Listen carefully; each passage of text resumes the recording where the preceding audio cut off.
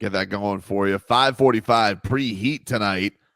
Kevin Love yesterday, they posted videos of him. This is his first game back with the Heat in Cleveland, Leroy. Really? Yeah, he has not been back to he has not been able to play in Cleveland yet. So this is he was getting the goosies going down memory lane. He's one of the few guys that, even though he's been traded a couple of times, he is well liked. They loved him in Minnesota, loved him in Cleveland. We love him down here. So He'll probably get some PT tonight because the Heat, once again, very shorthanded. oh my goodness, what the hell? I mean, who is it? South Florida? I don't know. Because every team is like, I don't know. No Khalil Ware, still hurt. No Andrew Wiggins. It's been nice knowing you, Andrew. It's been great. Jaime Jaquez, he's out, didn't travel. And of course, Jovic remains out.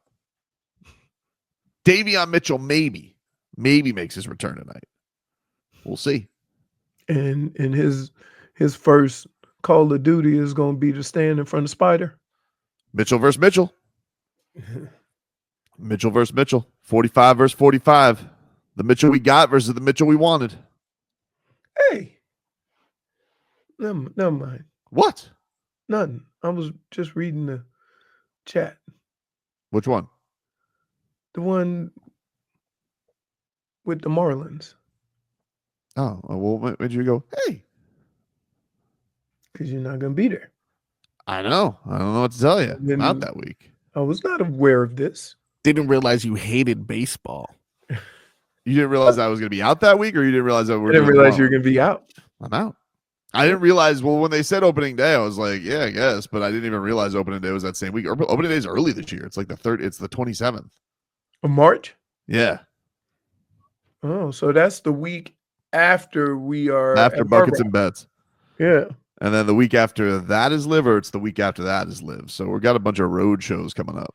Are we broadcasting from Live again? I think so, yeah. Yeah, that's fun. Yeah, I believe we are. That's Live. Live. But yeah, man, the Heat shorthanded again tonight, and if they do get Davion Mitchell, that'll be cool. Keyshawn Johnson is with them from Sioux Falls. I don't know if Josh Christopher is, although Josh Christopher did light it up in the G League yesterday, so he may be on the bench. Doesn't mean he might be doing a back-to-back. He might be doing a back-to-back. Nothing like doing a back-to-back, but in Sioux Falls. Right. And then in Cleveland. What did he do last night? He had a big game last night, Josh Christopher. Everyone's kind of intrigued to see what he's got. But he had 20 through 3 quarters. Man.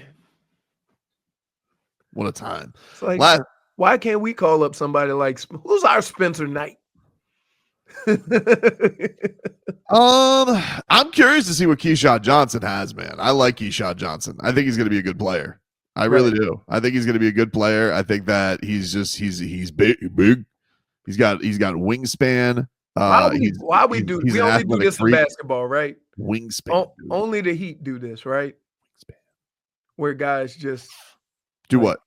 He's undrafted though. He's like the thing is he was on the same team as Pella, and Pella ends up going to the second round, and Keyshawn goes undrafted. But the thing is that he was really good in the summer league. Like he really like popped, and then he got hurt like right at the end of the old championship games.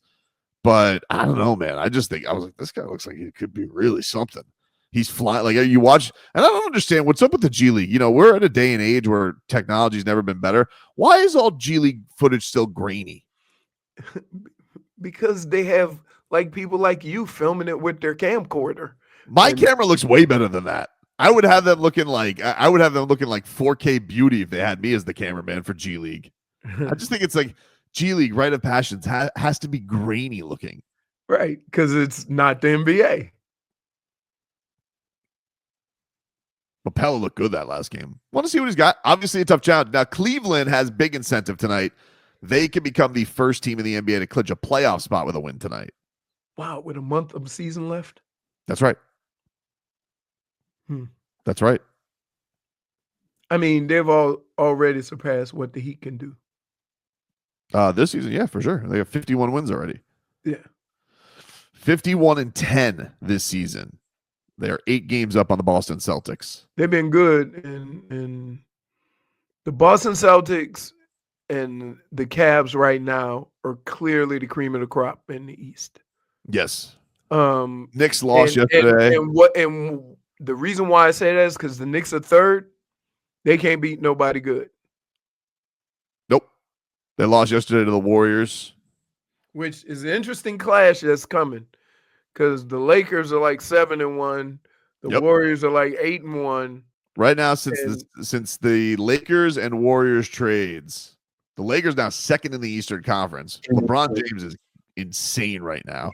His numbers are mirroring his last MVP season, and their defense has been incredible. Luka's starting to settle in. They've won 7 in a row, and then the Warriors obviously are 9-2 since trading for Jimmy Butler. 9-1. He missed one of those games. And then yesterday they win in the Garden. They beat the New York Knicks 114-102. Steph Curry 28 points. I don't think he's lost in the Garden since 2014. Jeez. Yeah. Which kind of makes sense. I mean, the Knicks have not been that great, and he's been amongst the best teams since, and he's one of the best players on the planet. So people were kind of shocked by that stat. I'm like, I can see it. Like we forget, 14, 15, 16 Knicks were a dumpster fire. Oh yeah. But, they all look good, man. I will say, if you were to say a conspiracy on why the NBA is fixed and all these trades, all this ratings talk, having LeBron James and Steph Curry back on really good teams is a way to get the NBA ratings fixed. Yeah, that's true. That'll get people interested again. Yeah. I mean, or like having them play in the first couple of rounds. Woo. Goodness. Yeah. I mean, there's something right now. Because I don't know what to make of Memphis. Memphis was up there. They kind of have fallen off. They lost 3 in a row. So have the Rockets. And now you have them, and they're both pretty young teams. John Morant hasn't necessarily looked the same. Although I'll take him down here if he wants to. I mean, John, we'll revitalize it, baby. You let me know. Oh, I will say though, let me be honest with you. Still intrigued by the Zion Williamson in the offseason, Leroy. I got to be honest with you. 37 last night. I'm telling you, dude. I think there's something about revitalizing Zion down in Miami. Here is why this man and why we fight so much. We just had a conversation. What? As far as the Dolphins were concerned, signing injury-prone players, right? And within 2 segments, he won't have any of it. I'll take the injured guy. He's back, baby. 37 last night. You know what? It's like I'm talking to Fonz. I say, hey, man, didn't we just have this conversation? And you still just blew right through it? No, I'm not right blowing through the stop sign? Do you understand? Right now, the team that we root for has 8 available players, and 3 of them came from Sioux Falls. And your solution is, let's go get another injury-prone player. But does that not sound? Do you understand how ridiculous that sounds? A very efficient injury-prone player who averages 25. He's not efficient if he's not playing. Well, but when he plays, he's very efficient. Okay. Oh my goodness. Shoots like 60%. Oh my. How many games has he played this year? This year? Yeah. He's played 24. I know it took him a while to get going. He played 70 last year, though. So 70 you think, last year. Hold on. So you think an answer to what ails this team is to go sign a guy who has played 24 games? He has a very interesting contract, though, because you can opt out. He's got safety nets, so you can opt out of his deal. And I was thinking to myself, I'm like, all right, because who are you giving up? I don't know. I don't think you'd have to give up that much. Let's be real about it. The Pels. You don't fully you don't. You want to give the Warriors you want to make decisions. You don't fully figure out what the consequences are. Well, clearly the Warriors pick we're going to get because they're going to make the playoffs. Very clearly. Okay.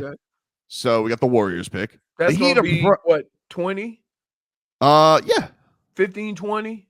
What do you think they're going to get for Zion Williamson? Who? Because all the questions that you ask about Zion Williamson, like, I don't know if there's going to be a lot of teams that are going to be lining up to do it. Okay, but here's my question to you. Yep. Even if you could get him at a reasonable deal, if he's hurt and he consistently gets hurt, how does it help you? Well, we're going to have to change some behavior. We're going to have to change some habits. You sound like the person in a relationship that knows that they're getting into a relationship with somebody who's trouble and thinking, I can fix them. What problems do you have with Zion Williamson? What problems? What problems do you have, Leroy?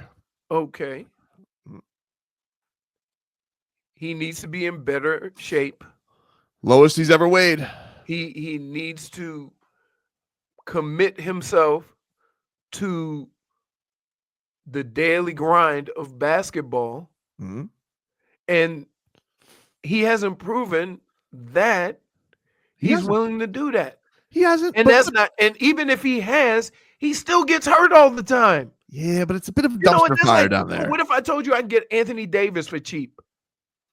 But Anthony Davis is not on our timeline right now, right? Like, he's a little older. You get him at 25 years old. 25 years old. Like, baby. you're trying to sell you like they said Zoe had anger issues. You're trying to sell yourself on something when you know the reality of what you're asking. I don't think it's that crazy. I think it's crazy when you make an assumption. Oh, if he comes down here, he won't be hurt. We need an infusion of talent, Leroy. We do. Okay, you need an infusion of talent, but you also need an infusion of health. Right now, you got 8 guys that's going to dress because of injury. And your solution is to go sign another injury-prone guy. That makes no sense. I think it makes a little sense. No, it doesn't. You got to buy low. Sometimes you got to invest. Okay, you can buy. They could give him away. If he's not playing, how does that help you? I mean, Andrew Wiggins isn't playing. He's missed more games than he's been than played. Wiggins, but Andrew, here's the deal though. Andrew Wiggins has not had a history of injury problems. So the fact that he got banged up is a lot different than if Zion comes here and then the first month he's here, he's out for a month. You're going to be like, knew this was coming. Frog Boy, Kevin Durant, or Zion next year? Who would you want the Heat to go after? Come on, it's an easy question. Kevin Zion, Durant. dude, come on. Like, what are we talking about? He's younger. He has more of an upside. And this whole overweight thing, upside doesn't mean nothing. All you have to look at is what his history is to this point. I think he'd be so excited. Could it be different from here on out? Yes. But you can't make decisions hoping that it's different than it's been for the first 5 years. I think he's the guy, dude. I think that's the guy that he should go get. He's the guy. He's the guy. Look, and if it doesn't work, he had 37 points in 26 minutes last night. I get all of that. He's also only played 24 games. What part of that don't you understand? That on this team, they have a problem with injuries, and your solution is to go sign a guy who's injured. It makes no sense. So much fun, though, dude. I mean, imagine those dunks with him and Bam and Kalel. Oh my God. A little bit of a spacing issue. We need to get some more shooters. We need to put 2 shooters there. Speaking of shooting, by the way, Tyler Hero, dude, you need to get this 3-point shot going, baby. Somebody say fun 24 games. Yeah. It was a fun. It has been a 24 games. And how long before the end of a season with Zion that Pat Riley says we need guys to be available? Yeah, I'm sure that's something that you have to be concerned about. But okay, thank you. That's my point. So now that you acknowledge that you have to be conscious of his history and injury history, How does that help the Heat besides the name? How does that help the Heat? He averages 26, baby. He's only played 24 games. Last year he played 70 before the hamstring got him in the playoffs. Okay, and then okay, he played 70. You can add the 3 years surrounding that, and he barely got to 70. Lowest he's ever weighed.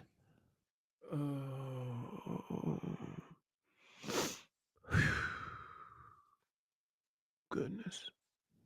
So let me get this straight. Y'all don't care about all the injury stuff. You just want Zion. It's not that I don't care about it, but they have you're acting like you don't care about it because all the stuff that I mentioned, that's a big issue. You just dismiss. But his contract has outs, so you can get out. It has non-guarantees in it because of the games. Here, who cares if you have outs on a contract if you got to give up something to get him? I don't think we're going to have to give up that much. You don't think? I don't think so. Okay. He's DG, baby. And you want him free in Miami? Why? Because of Astron?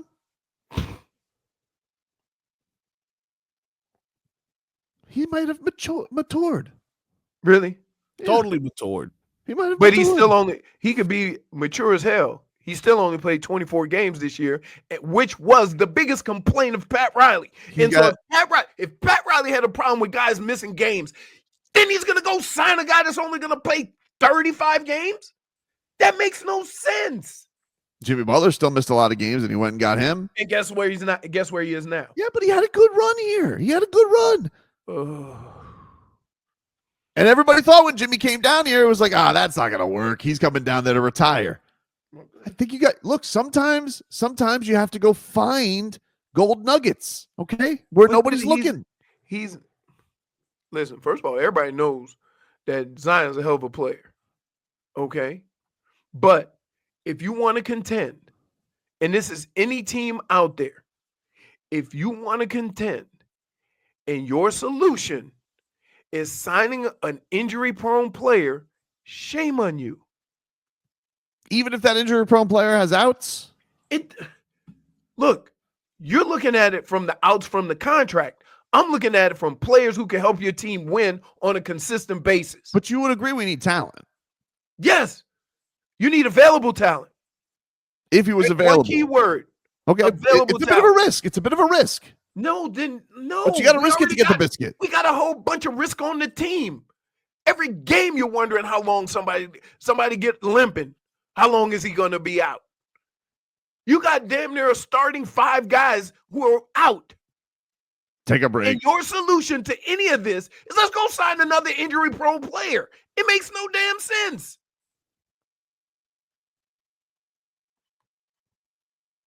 Nope, don't say it. Yeah, don't say it. I just know you what's brewing in your brain, and I'm telling you before words get out, I don't like it. Nope. Let's go to break before he says it. The Heater in Cleveland.